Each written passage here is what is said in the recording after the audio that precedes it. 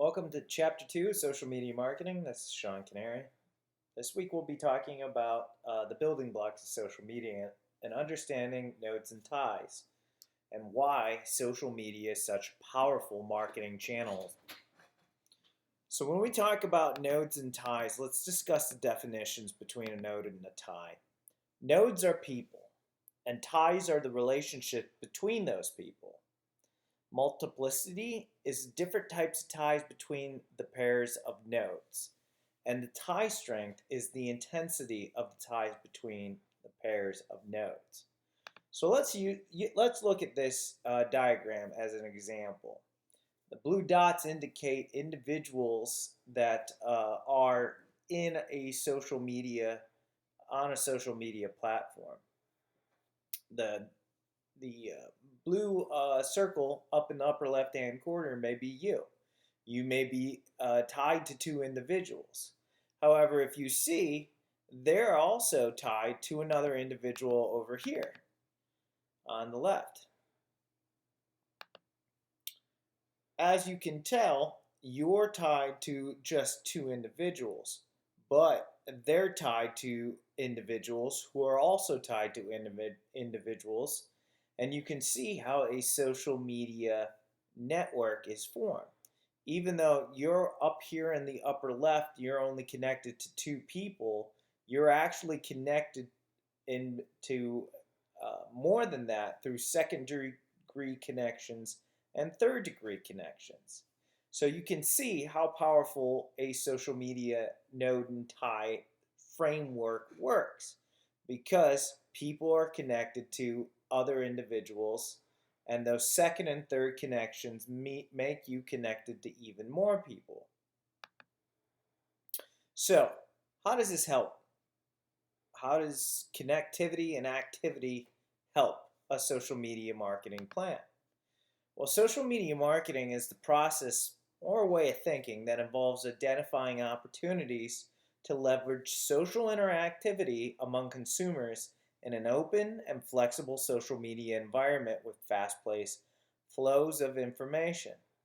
When considering social media marketing, focus on how marketing activities through a social media presence can create value for companies.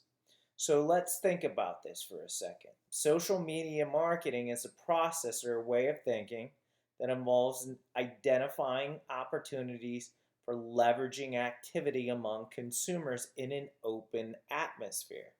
So again, if you're thinking about social media marketing, it's about starting and participating in open discussions with your consumers about products and other things on a platform. So when you think about social media marketing, focus on how marketing activities can help create value not only for your company, but for those individuals participating.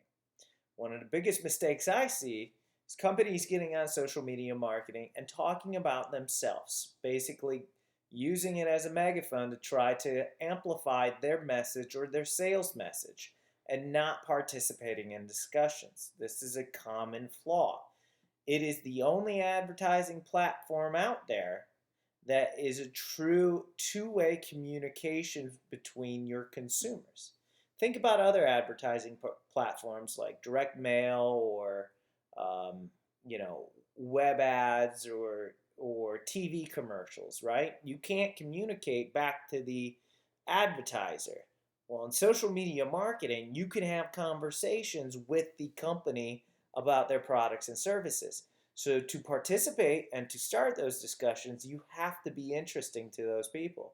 So a lot of companies will do this with content that somehow involves their product. Maybe you're a jewelry company, and instead of talking about your jewelry, you're talking about fashion and trends and style.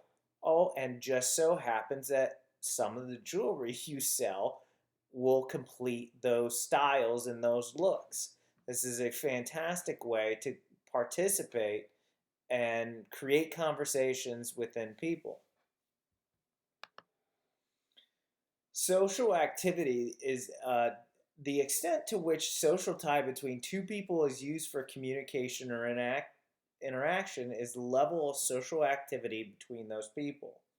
So, when we talk about social activity and we look for new connections, we want to find those people that are socially active and that are strong socially active. This brings us to hubs and pumps. Hubs and pumps is a social media terminology where hubs are higher connectivity nodes or people in networks, whereas pumps are people who are highly social active. They transmit information frequently.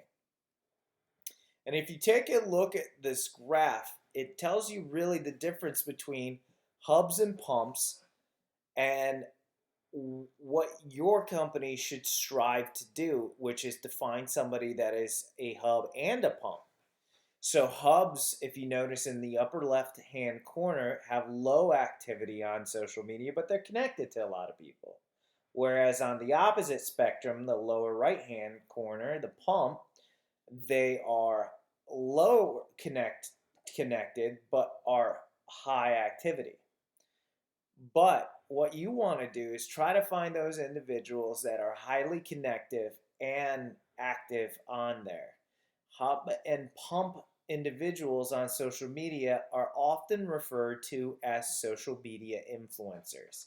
And hub and pump people, social media influencers, can help transmit your messages to a large number of people that are highly active on social media. So when we talk about social media influencers in a future chapter, this is the diagram I want you to have in your mind. Finally, classifying social interactions, impact, and activation. Impact on participants refers to the likelihood that the social interaction, if it takes place, will have a strong influence on the attitudes and behaviors of the participants' interaction. Again, when we're talking about social media, how influential you are and how influential your message is refers to the likelihood that it's going to have a strong influence on somebody. Barriers to activation, this refers to the ease or difficulty of the social tie being activated in order for that social interaction to occur. So, how hard is it to activate your consumers or your connections on social media?